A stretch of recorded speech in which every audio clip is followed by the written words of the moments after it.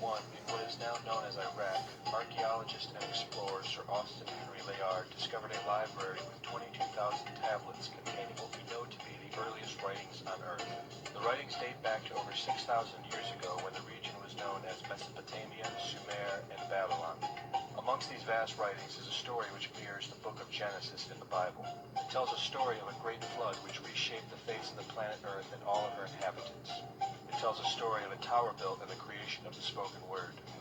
One of these scrolls includes a star map of what appears to be a sun and its planets.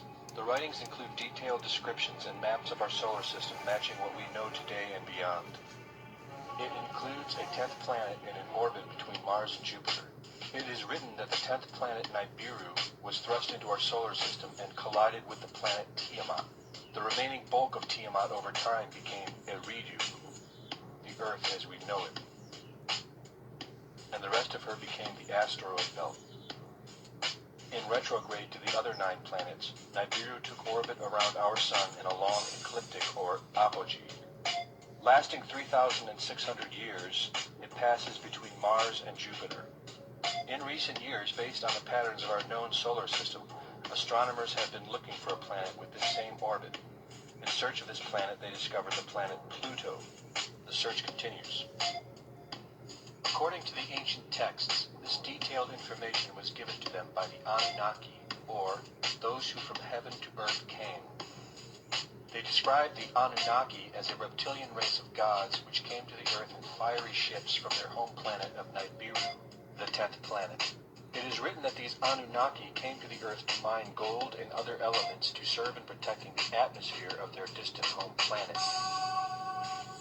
After a workers' revolt, the Anunnaki rulers began to genetically alter Cro-Magnon man to create a slave race, resulting in the human race. It was said that we were created by the gods in clay vessels. It is written that man was forbidden to depict the Anunnaki in their actual form. Just prior to the Great Flood, the bulk of the Anunnaki would return home, leaving numbers of them behind to watch over the earth. Anu was king. Assigned to Anu to heed his instructions. 300 in the heavens he stationed as a god. The ways of earth to find from the heaven, and on earth 600 he made reside.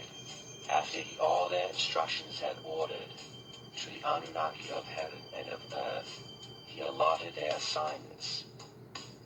This story of reptilian gods from the heavens creating man is not at all uncommon. It in fact can be found in most every region of our planet. In Japan, emperors claim descent from dragon gods who came from the sky. Australian Aborigines teach of a reptilian race which lives underneath the earth and governs over men. They believe they are descendants of a race of dragon humans. China teaches the serpent queen Nukua interbred with man.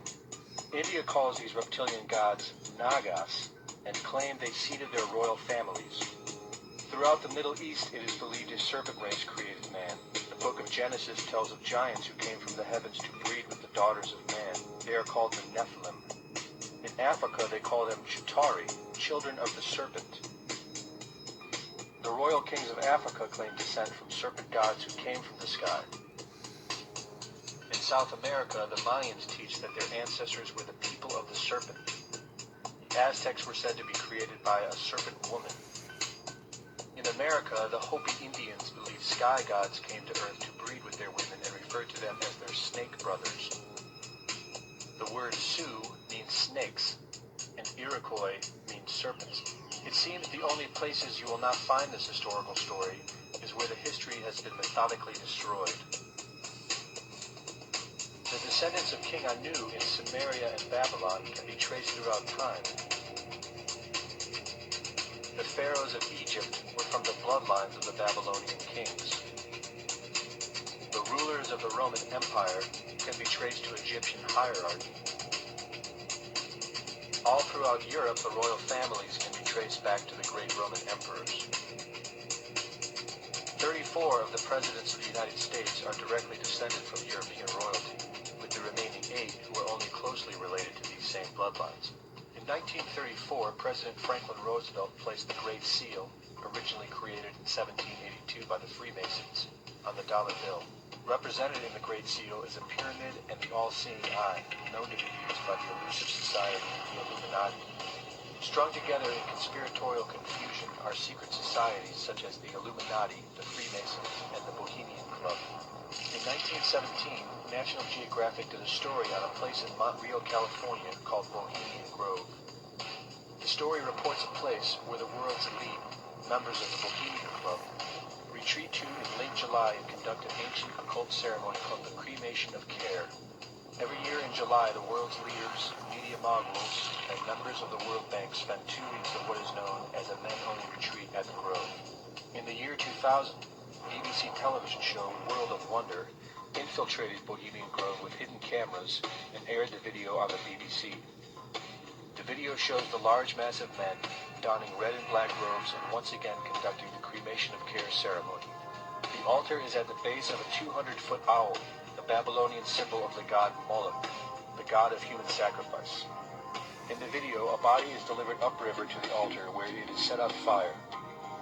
Upon being aired, members of the Bohemian Club reported that the ceremony is a put-on, merely done for entertainment and fun.